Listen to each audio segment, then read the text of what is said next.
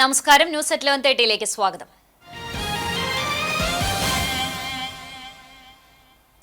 കടങ്ങോട് പഞ്ചായത്തിലെ എയ്യാൽ ചിറ്റിലങ്ങാട് വൻ മണ്ണ് ഖനനത്തിന് നീക്കം. കുന്നിടിച്ചുള്ള മണ്ണെടുപ്പ് പാരിസ്ഥിതിക പ്രത്യാഘാതങ്ങൾ സൃഷ്ടിക്കുമെന്ന് ചൂണ്ടിക്കാട്ടി നാട്ടുകാർ തടഞ്ഞു.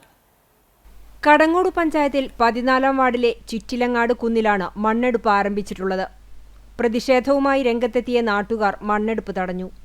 കെട്ടിട നിർമ്മാണത്തിനെന്ന വ്യാജേന പഞ്ചായത്തിൽ നിന്നും പെർമിറ്റ് കരസ്ഥമാക്കി ജിയോളജി വകുപ്പിന്റെ അനുമതി നേടിയാണ് മണ്ണ് ഖനനം നടത്തുന്നതെന്നും ലക്ഷങ്ങൾ ലാഭമുണ്ടാക്കാവുന്ന മണ്ണ് കച്ചവടമാണ് ലക്ഷ്യമെന്നും നാട്ടുകാർ പറയുന്നു. ഇപ്പോൾ ഒട്ടനവധിയായിട്ടുള്ള വീടുകൾ ഇപ്പോൾ മഴയുടെ പ്രശ്നം കൊണ്ട് തന്നെ വെള്ളം വന്നിട്ട് വരുവെള്ളവും മണ്ണൊക്കെ കൂടി വന്ന് ഒലിച്ചു ചേർന്നിട്ട് വലിയ പ്രശ്നങ്ങൾ നമ്മൾ നിരന്തരം അനുഭവിക്കുന്ന ഒരു മേഖലയാണ്. പ്രത്യേകിച്ചും ജനുവരി ആദ്യവാരം തന്നെ നമുക്കൊരു വെള്ളം പറ്റും. കാരണം അനധികൃതമായിട്ട് ഈ ചുറ്റുവട്ടത്തെ എല്ലാ ഒരുവിധ സ്ഥലത്തൊക്കെ മണ്ണെടുത്തിട്ട് കുറച്ച് 10-15 വർഷം മുമ്പത്തെ കാര്യമാണ്. ഇപ്പോൾ നമുക്കിപ്പോൾ ജനുവരി നിലവിൽ ഈ നമ്മൾ നിൽക്കുന്ന ഈ സ്ഥലത്ത് 15 വർഷങ്ങൾക്ക് മുമ്പ് വലിയ രീതിയിൽ കുന്നിടിച്ച് മണ്ണെടുപ്പ് നടത്തിയിട്ടുള്ള പ്രദേശമാണ് ചിറ്റിലങ്ങാട്. എല്ലാ മഴക്കാലത്തും പ്രദേശവാസികൾ മണ്ണിടിച്ചിൽ ഭീഷണി നേരിടാറുണ്ട്. മഴവെള്ളത്തോടൊപ്പം മണ്ണ് കുത്തിയൊലിച്ച് കുന്നിൻ ചെരുവിലെ വീടുകളിലേക്ക് ഒഴുകാറുണ്ട്. ഈ സാഹചര്യത്തിലാണ് വീണ്ടും മണ്ണെടുപ്പ് ആരംഭിച്ചത്. 15 സെന്റ് സ്ഥലത്ത് 2300 സ്ക്വയർ ഫീറ്റ് വിസ്തീർണമുള്ള കെട്ടിട നിർമ്മാണത്തിന് മണ്ണ് നീക്കം ചെയ്യുവാനാണ് അനുമതിയുള്ളത്.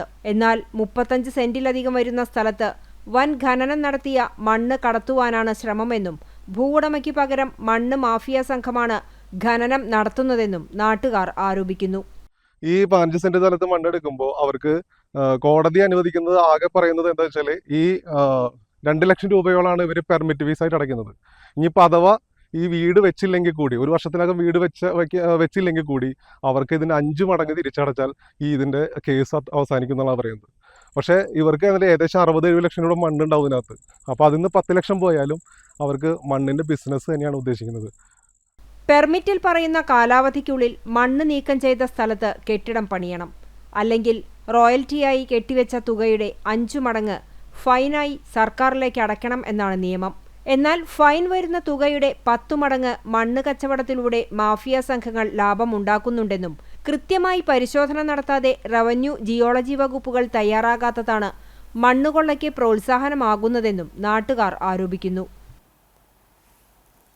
KP വത്സലൻ സ്പോർട്സ് അക്കാദമിയുടെ നേതൃത്വത്തിൽ 18ാമത് അഖില കേരള സെവൻസ് ഫുട്ബോൾ ടൂർണമെന്റിന് തുടക്കമായി. ചാവക്കാട് നഗരസഭാ ഗ്രൗണ്ടിൽ ഗുരുവായൂർ നഗരസഭാ ചെയർമാൻ M. കൃഷ്ണദാസ് ഉദ്ഘാടനം ചെയ്തു.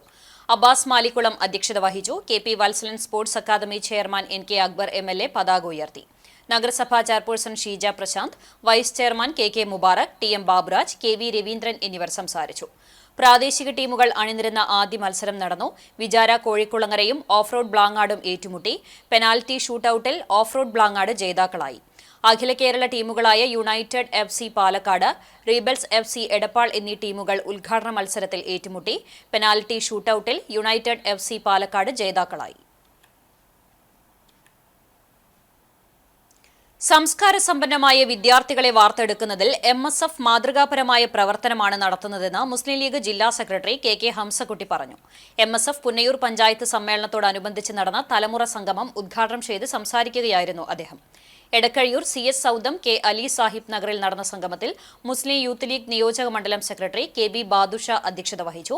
മുസ്ലിം ലീഗ് ജില്ലാ vice president MB Shakeer, Punnayur panchayat president M. Kunhumuhammad, vice president MC Musthafa, Muslim Youth ജില്ലാ vice president Azeez Mandalamkunnu, panchayat president K. Noufal തുടങ്ങിയവർ സംസാരിച്ചു.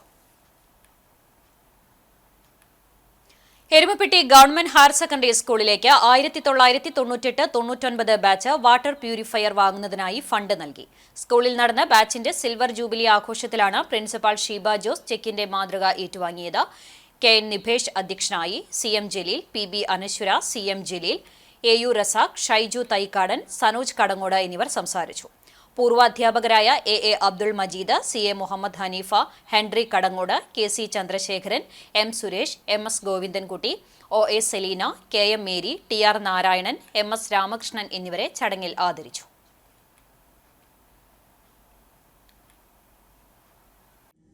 അപ്പോഴും ചിലരുടെയെങ്കിലും മനസ്സിൽ ദുഃഖങ്ങൾ ഉണ്ടാവാം.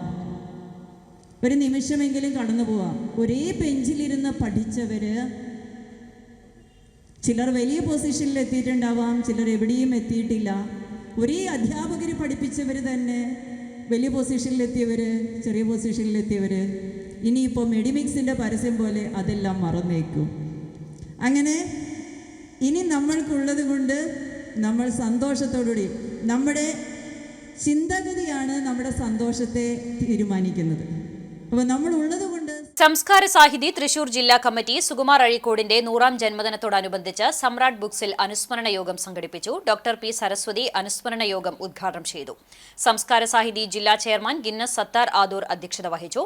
സംസ്ഥാന vice chairman doctor Ajithan Menoth അനുസ്മരണ പ്രഭാഷണം നടത്തി. മോഹൻദാസ് ചെറുതുരുത്തി, രാമചന്ദ്രൻ പുതൂർക്കര, ബേബി മൂക്കൻ തുടങ്ങിയവർ സംസാരിച്ചു.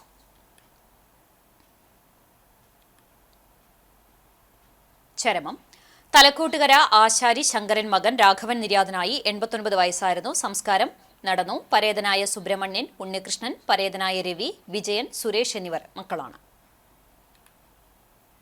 പഴഞ്ഞി പരേതനായ പഴുന്നാൻ കുര്യൻ മകൻ തമ്പി നിര്യാതനായി. 73 വയസ്സായിരുന്നു. സംസ്കാരം ചൊവ്വാഴ്ച ഉച്ചതിരിഞ്ഞ് 3 മണിക്ക് പഴഞ്ഞി സെന്റ് മേരീസ് ഓർത്തഡോക്സ് സെമിത്തേരിയിൽ നടക്കും. ബേബി ഭാര്യയും ജോബി, ജോഷി, ജ്യോതി എന്നിവർ മക്കളുമാണ്. ഇതോടെ ന്യൂസ് അറ്റ് 11:30 സമാപിക്കുന്നു. നമസ്കാരം.